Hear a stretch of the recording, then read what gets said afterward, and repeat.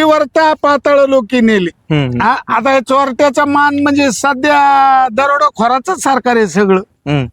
कारण जे जास्त भ्रष्टाचार करीन ते सरकारमध्ये पहिल्या नंबरला, पहिल्या रांगेमध्ये. मग खऱ्याचं सरकार राहिलंय का? सर्वसामान्याचं राहिलंय का? त्यावरूनच या मतदानाला सुद्धा तुमच्या किंमत राहिलेली नाही.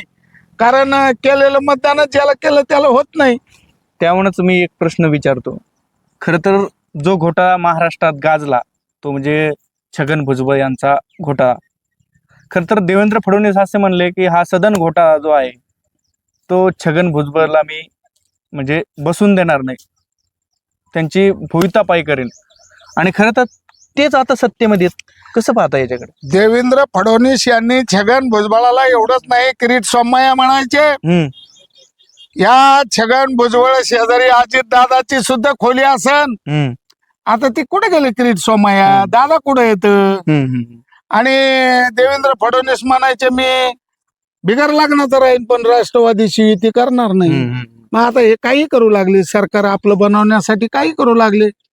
उद्या हे कुणाला एखाद्या वेळेस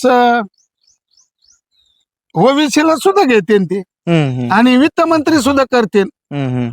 हे जे आम आदमी पक्षाचे आहेत ना ओबीसी त्यांना सुद्धा घेते एखाद्या वेळेस.